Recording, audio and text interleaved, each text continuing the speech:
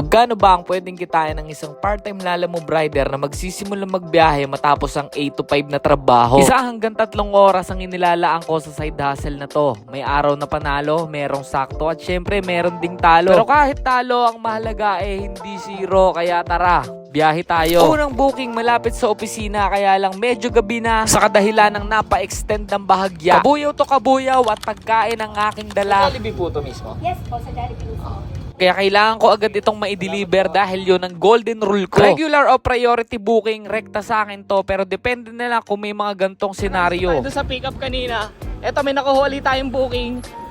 Kabuyaw to Binya naman, tapos doon uli yung pick-up. Sana di na ako umalis, no? Pero sa bagay, hindi pa naman tayo malayo, kaya safe lang yan. Tara, balikan natin si Madam. Pick upin natin doon sa Milpihan. Let's G!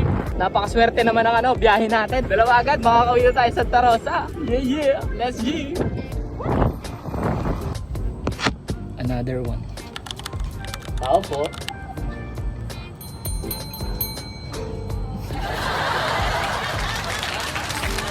Sa kay Ma'am Bella po. Sa Vista Rosa Subdivision po. Binyan. Haba. Sige lang po. Magugulat si Madam, ako ulit. Sige po. Yes sir. Sobrang soya at sobrang solid itong biyahe na to dahil dalawa yung dala natin, Santa Rosa sa Kabinyan. Bali double book tayo. Uunahin natin tong Kabuyaw dahil madadaanan lang natin to dun sa may Jollibee, sa may bayan. Kaya rekta na tayo dahil feeling ko ako ay isang superhero na magdadala ng pagkain sa mga nagugutom na mga mamamayang Pilipino. Pagkain siyang papawi ng pagod upang magbigay ng lakas na lumaban sa araw-araw patungo sa tuwid na landas. Ayan, na-drop na natin po ay 1H. So yan, sabihin niya naman tayo, 10 kilometers away. Priority naman to, kaya safe lang. Let's go! Habang papunta tayo sa second drop-off natin, which is sa Binyan, ay nagtangka pa akong kumuha ng booking na nasa highway lang. Ngunit hindi ko ginawa dahil wala tayong nakita. Agoy! Pwede bang tanong, saan yung Vista Santa Rosa? What? Vista Santa Rosa. Dito po, diretso po kayo. Dito? Makikita nyo pa ba? Subdivision ba yan? Apa. Makikita nyo po yung malaki Vista Rosa. Okay.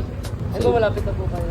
Sige kuya, thank you Na dito na nga't nirekta ko na, ngunit ako ay nagtanong dahil hindi ko kabisado dito sa Binyan. At sa mga gantong rekta na biyahe na tila ba sa ibang rider ay lugi sila. Pero sa akin napapansin ko mas maganda yung bigay ng tip pag nirerekta mo yung item. Lalo na para pagkain. Ngunit pagkatapos natin may deliver lahat ng item ay bigla na lamang bumuhos ang ulan at isa ito sa mga kalaban o pagsubok ng isang pagiging rider. Kaya napagdesisyonan ko ng umuwi dahil hanggang dito na lang ang aking biyahe at ipa-flash ko na lang dyan sa screen yung mga kinita natin at kung ilang oras tayo bumiyahe.